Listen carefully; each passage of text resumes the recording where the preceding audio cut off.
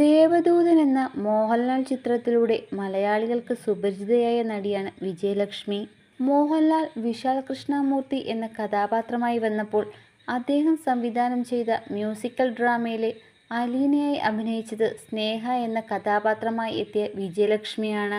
ചെന്നൈയിൽ ജനിച്ച വിജയലക്ഷ്മി പഠിച്ചതും വളർന്നതും ബംഗളൂരുവിലാണ്. പൂന്തോട്ടം എന്ന തമിഴ് ചിത്രത്തിലൂടെ കോളിവുഡിലും താരം അരങ്ങേറ്റം കുറിച്ചു. ഫ്രണ്ട്സ് എന്ന ചിത്രത്തിൽ സൂര്യയുടെ ജോഡിയായി അഭിനയിച്ചതും വിജയലക്ഷ്മി തന്നെ.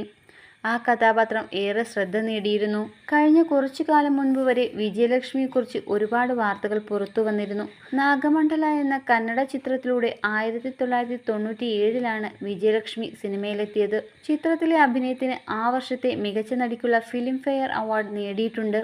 ശേഷം ജോഡി ഹക്കി, ഭൂമി തയ്യ, ചൊച്ചല മഗ തുടങ്ങി നിരവധി ചിത്രങ്ങളിൽ വിജയലക്ഷ്മി അഭിനയിച്ചിട്ടുണ്ട്. 2006 ഒരു ആത്മഹത്യാ വാർത്തയ്ക്കൊപ്പമാണ് വിജയലക്ഷ്മിയുടെ പേര് വീണ്ടും ചർച്ച ചെയ്യപ്പെടുന്നത്. നടിയെ വിവാഹം ചെയ്യാൻ ആഗ്രഹിച്ച അസിസ്റ്റന്റ് ഡയറക്ടറുടെ ശല്യം സഹിക്കാൻ കഴിയാതെ ഉറക്കഗുളിക കഴിച്ച് ആത്മഹത്യയ്ക്ക് ശ്രമിക്കുകയായിരുന്നു താരം. എന്നാൽ ആ സംഭവത്തിൽ നിന്ന് നടി രക്ഷപ്പെട്ടു. വിജിയുടെ അച്ഛൻ മരിച്ച സമയത്തായിരുന്നു ആത്മഹത്യാശ്രമം. എല്ലാ പ്രതിസന്ധികളും ഒരുമിച്ച് വന്നപ്പോൾ വിജയലക്ഷ്മി മാനസികമായി തകർന്നുപോയി. അതേ വർഷം തന്നെയാണ് നടൻ സുജൻ ലോകേഷുമായുള്ള നടിയുടെ വിവാഹ നിശ്ചയം കഴിഞ്ഞത്. 3 വർഷത്തെ പ്രണയത്തിനൊടുവിൽ 2007 വിവാഹം തീരുമാനിച്ചത്.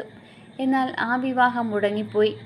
ഈ സംഭവങ്ങൾക്ക് ശേഷവും താരം സിനിമകളിൽ അഭിനയിച്ചിട്ടുണ്ട്. വാഴ്ത്തുക്കൾ, ബോസ് എങ്കിര ഭാസ്കരൻ, മീസയാ മുറുക്ക് എന്നീ ചിത്രങ്ങളിലും മികച്ച വേഷങ്ങൾ ചെയ്തു. എന്നാൽ ഇപ്പോൾ 7 വർഷത്തോളമായി വിജയലക്ഷ്മിയെ ബിഗ് സ്ക്രീനിൽ കണ്ടിട്ട്.